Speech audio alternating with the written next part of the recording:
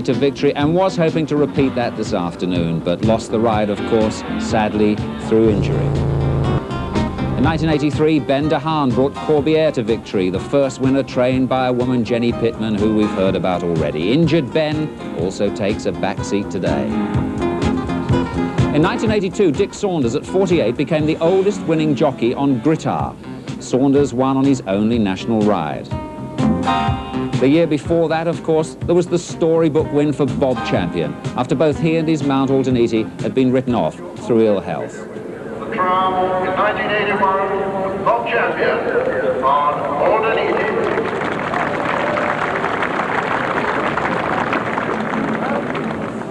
The story of Bob Champion became, of course, the Champion story.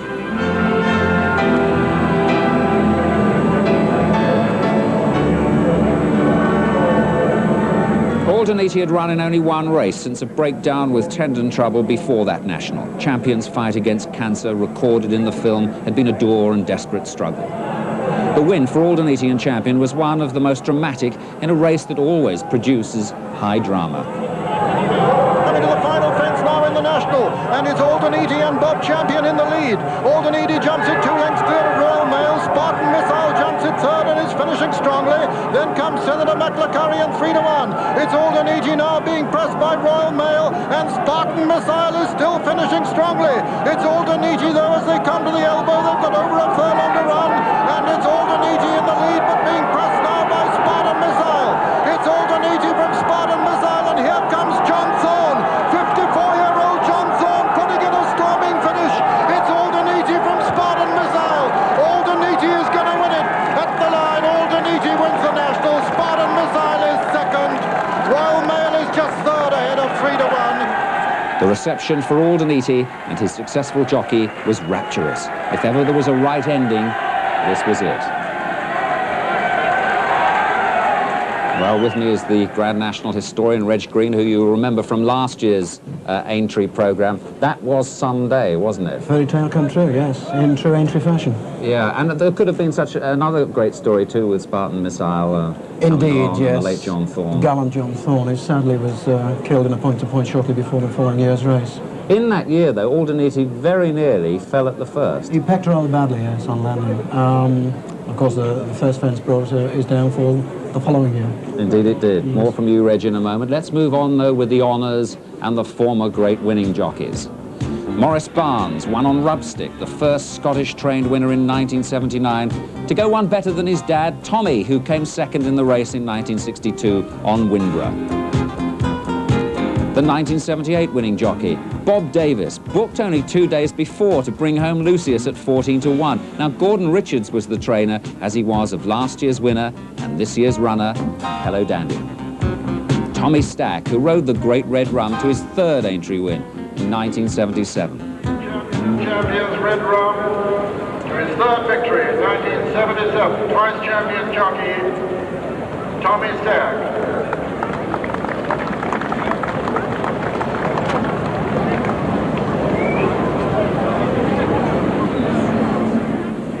Well, all through the 70s, we were to become very familiar with these pictures of Red Rum on the Southport Sands. And the horse is here today. And of course, Aintree's greatest ever horse had already won the National twice and come second twice before that historic third win in 1977. From the crowd, they're winning him home now. The 12-year-old Red Rum being preceded only by loose horses, being chased by Churchtown Boy. Eyecatcher's moved into third of the Phil Garlick fourth. They're coming to the elbow. There's a furlong now between Red Rum and his third Grand National triumph, and he's coming up to the line to win it like a fresh horse in great style. It's hats off and a tremendous reception.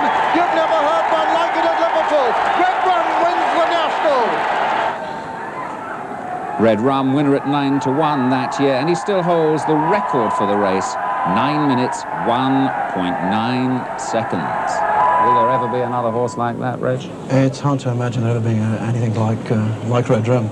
Incidentally, Tommy trained the horse briefly earlier in his career, and I'm grateful for Tommy for his carnation. Oh, he always likes the carnation, old Tommy. I saw him around there earlier. Well, In 1976, as we press on, Red Rum was second to Rag Trade, written by Johnny Burke, who today, of course, rides Lucky Vane in the big race.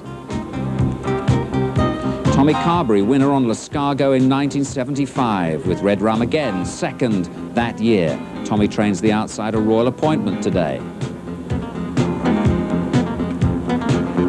In 1974, Brian Fletcher scored his third Grand National win and his second on Red Rum. He'd won on Red Alligator in 1968 as well. The 1972 winning jockey was Graham Thorner, the horse Well-to-Do, trained by Tim Forster, who has last suspect in today's race. Johnny Cook was the winning jockey in 1971. He won on Specify, a 28-to-1 shot in one of the closest of finishes. Pat Taff, one of the greatest of Irish jockeys, had 2 national wins, on Quare Times in 1955 and then on Gay Trip 15 years later in 1970. Eddie Harty, another Irishman, won on Highland Wedding, 1969, the year of the first colour television coverage of the race, incidentally. But who will ever forget John Buckingham's national win in 1967?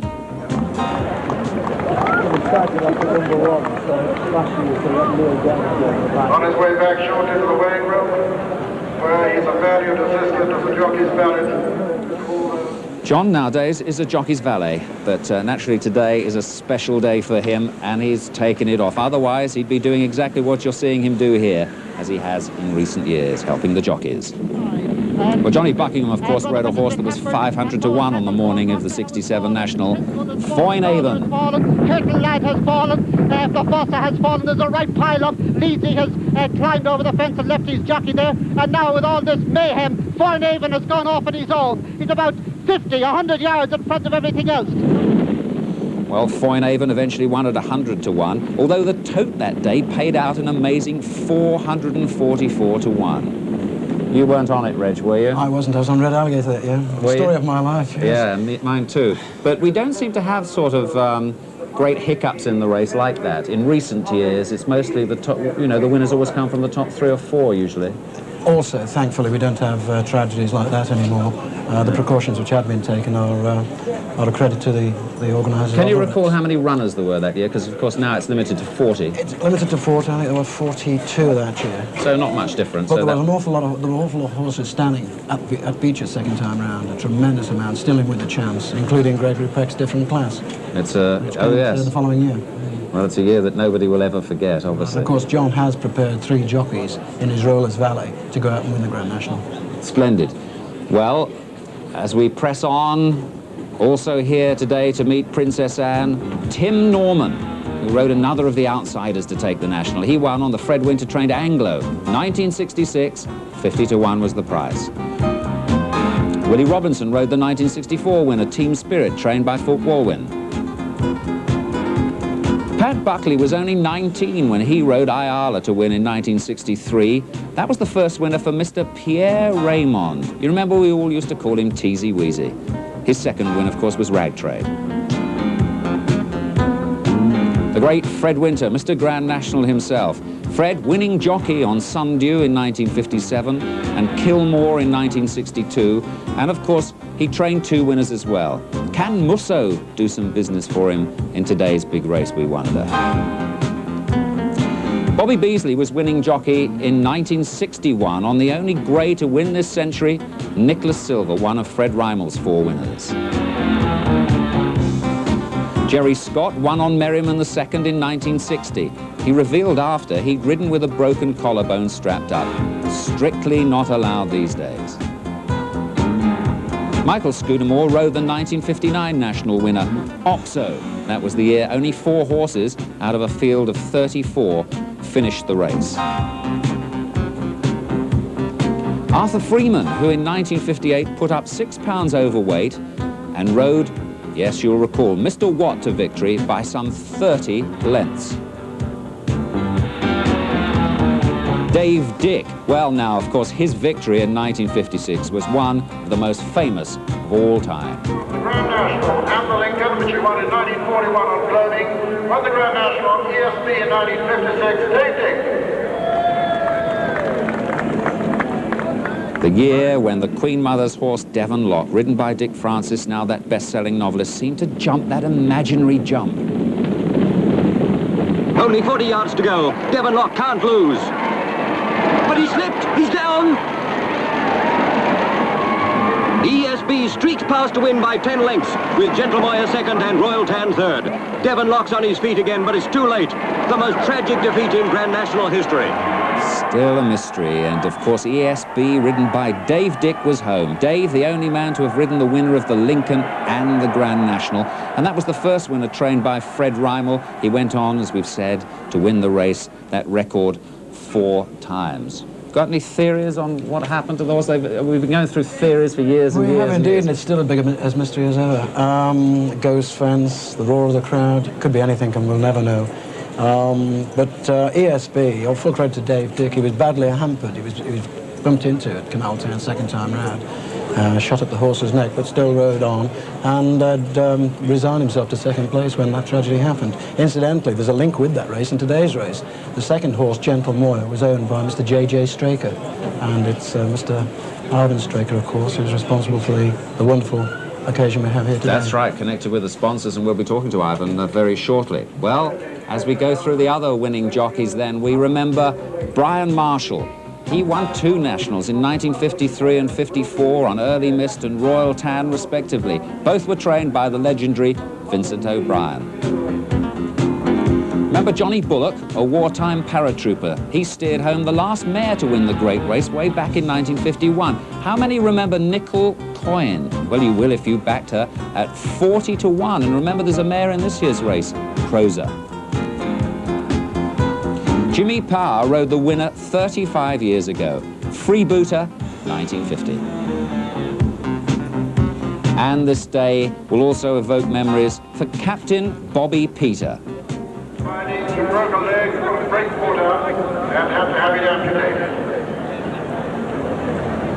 But with the courage of the riders of most Grand National winners, he still gets about in great style.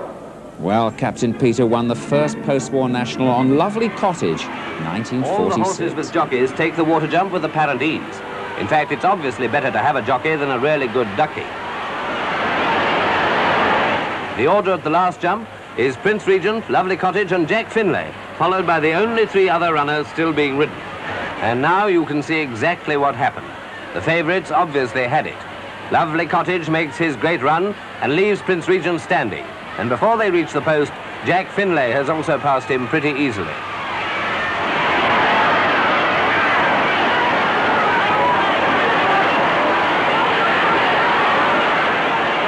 Well, that was the year of old Reg's first visit. Age 9 he was.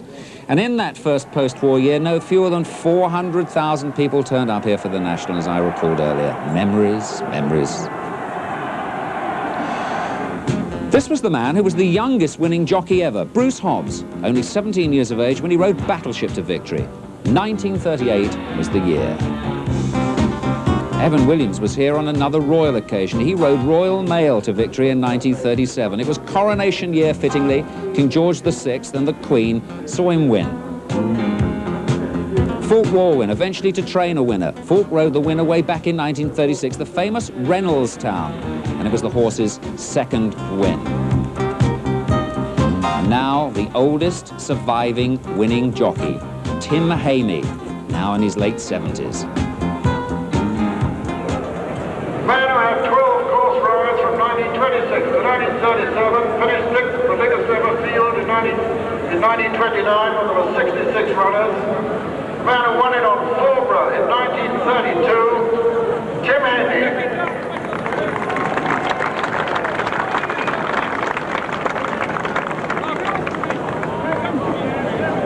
The race was 8,165 pounds for a winner. On that day, back in 1932. Well, Tim won on Fawborough way back in 1932. At this point, Fawborough and Egremont draw out from the rest of the field. impossible to say which is going to win, but I think Fawbra is going just the easier of the two. At the last fence but one, Fawbra jumped distinctly better than Egremont. And here the gallant Annandale with a white face, followed by Near East and Sean Doylin. At the last fence, well, there is no question. Fawbra is going much better. And Allendale falls very heavily. But look how quickly Billy Stott gets up. He makes a terrific effort, jumps back in the saddle, but unfortunately can't get back in time to occupy third place, which he would have done otherwise. Now it's a desperate, well, not a desperate race, because Fawbra's always going just slightly the better of the two. And Fawbra passes the post 3 lengths clear of Egremont. What a day for these great men of the turf. They've all done that special thing which has eluded so many great jockeys. They've all won the National.